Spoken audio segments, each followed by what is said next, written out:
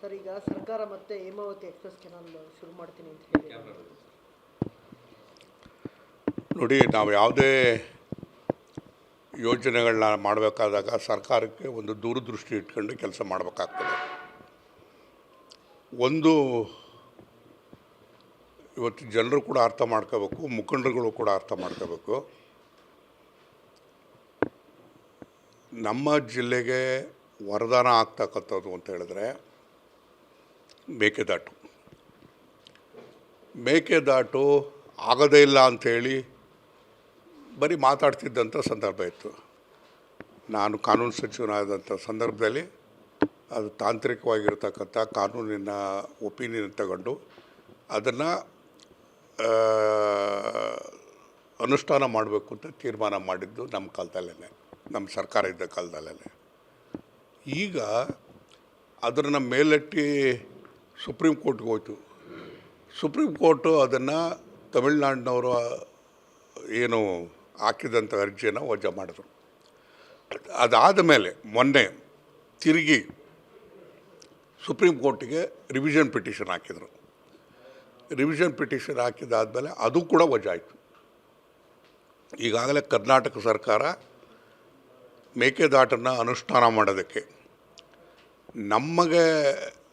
ನಾವು ಬಿಡಬೇಕಾಗಿರ್ತಕ್ಕಂಥದ್ದು 177 TMC ತಮಿಳ್ನಾಡಿಗೆ ಮಾತ್ರ. ಅದ್ರ ಮೇಲಿನ ನೀರನ್ನ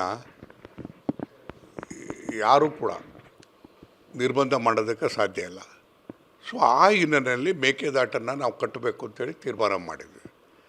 ಅದಕ್ಕೆ ಈಗಾಗಲೇ ಸುಪ್ರೀಂ ಕೋರ್ಟ್ನಲ್ಲಿ ಕೇಸ್ ವಜಾ ಆದಮೇಲೆ ಈಗಾಗಲೇ ಪ್ರಸ್ತಾವನ ಕಾವೇರಿ ರಿವರ್ ಅಥಾರಿಟಿ ಮತ್ತು ಸೆಂಟ್ರಲ್ ವಾಟರ್ ಕಮಿಷನ್ ಮುಂದೆ ಈಗಾಗಲೇ ಪ್ರಾಜೆಕ್ಟನ್ನು ಸಬ್ಮಿಟ್ ಮಾಡಿದಾದ ಮೇಲೆ ನಿನ್ನೆ ದಿವಸ ಅಂದರೆ 3 days ಬ್ಯಾಕ್ ನಾನು ಮುಖ್ಯಮಂತ್ರಿಗಳು ಮತ್ತು ನಮ್ಮ ಎಲ್ಲ ಅಧಿಕಾರಿಗಳು, ನೀರಾವರಿ ಸಚಿವರೆಲ್ಲರೂ ಕೂಡ ಹೋಗಿ ಕೇಂದ್ರದ ನೀರಾವರಿ ಸಚಿವರು ಮತ್ತು ಎಲ್ಲ ಅಧಿಕಾರಿಗಳ ಜೊತೆ ಒಂದು ದೊಡ್ಡ ಚರ್ಚೆ ಆಯಿತು ಅಂತ ಹೇಳಿದ್ರೆ ಗಂಟೆಗಟ್ಟಲೆ ಚರ್ಚೆ ಆಯಿತು.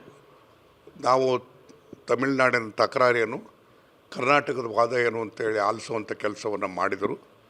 ಬಹುಶಃ ಎಲ್ಲೋ ಒಂದು ಕಡೆಗೆ ಇದನ್ನು ಸೆಂಟ್ರಲ್ ವಾಟರ್ ಕಮಿಷನನ್ನು ಕಾವೇರಿ ರಿವರ್ ಅಥಾರಿಟಿ ಮುಂದೆ ವಿಚಾರ ಇರೋದ್ರಿಂದ ಕೇಂದ್ರ ಸರ್ಕಾರ ಅದನ್ನು ಪರಿಗಣಿಸ್ತಾ ಇದೆ ಮತ್ತು ಎಲ್ಲೋ ಒಂದು ಕಡೆಗೆ ನಮ್ಮ ಪರವಾಗಿರ್ತಕ್ಕಂಥ ತೀರ್ಪು ಬರ್ತದೆ ಅಂತಕ್ಕಂಥ ವಿಶ್ವಾಸ ಇದೆ. ಅದೇ ರೀತಿ ಮುಖ್ಯಮಂತ್ರಿಗಳು ಕೂಡ ಪ್ರಧಾನಮಂತ್ರಿಗಳನ್ನೂ ಕೂಡ ಭೇಟಿ ಮಾಡಿ ಮನವರಿಕೆ ಮಾಡಿದ್ದಾರೆ. ಯಾವುದೇ ಸಂದರ್ಭದಲ್ಲೂ ಕೂಡ ನಾನು ಒಂದು ಅರ್ಥ ಮಾಡ್ಕೋಬೇಕು. ತುಮಕೂರು ಜಿಲ್ಲೆಯ ನಾನು ಮುಖಂಡರಲ್ಲಿ ಮನವಿ ಮಾಡ್ತಕ್ಕಂಥದ್ದು, ನಮಗೆ ಈ ಬಾರಿ ಹೋಗಿರ್ತಕ್ಕಂಥ ನೀರು ಎಷ್ಟು? 177 TMC ತಮಿಳ್ನಾಡಿಗೆ ಬಿಟ್ಟು ಸುಮಾರು 400 TMC ನೀರು ಹರಿದು ಹೋಗಿದೆ. ಪ್ರತಿ ವರ್ಷ 50ರಿಂದ 350-400 TMC ನೀರು ಹೋಗುತ್ತೆ.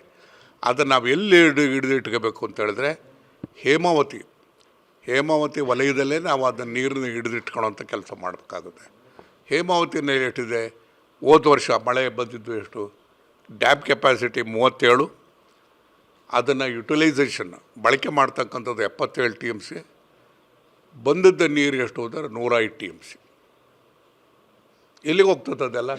ಎಲ್ಲ KRSಗೆ ಹೋಗ್ತದೆ. ಅಂತಿಮವಾಗಿ ತಮಿಳ್ನಾಡು ಸೇರ್ತದೆ, ಸಮುದ್ರ ಸೇರ್ತದೆ. ಸೊ ಇದಕ್ಕೆ ಎಕ್ಸ್ಪ್ರೆಸ್ ಕೆನಾಲ್ ಯಾಕೆ ಬೇಕು ಅಂತ ಹೇಳಿದ್ರೆ, all of a sudden express ಕೆನಾಲ್ನ ಮಾಡೋಕ್ಕೆ ಹೋಗಿಲ್ಲ.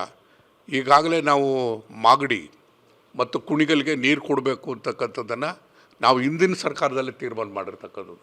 ಶ್ರೀರಂಗ ಏತ ನೀರಾವರಿ ಯೋಜನೆ ಅಂತೇಳಿ ಮಾಡಿರ್ತಕ್ಕಂಥ ಹಿಂದಿನ ಸರ್ಕಾರದಲ್ಲೇ ಕೆಲಸ ಮುಗಿದಿದೆ. ಈಗಾಗಲೇ ಕೋಟ್ಯಾಂತರ ರೂಪಾಯಿ ಖರ್ಚು ಮಾಡಿ ಕೆಲಸ ಮುಗಿದಿದೆ. ನೀರು ಕೊಡ್ತಕ್ಕಂಥ ಜವಾಬ್ದಾರಿ ಈಗ ನಾವು ಬರ್ತಕ್ಕಂಥದ್ದು ಹೇಮಾವತಿನಲ್ಲಿ.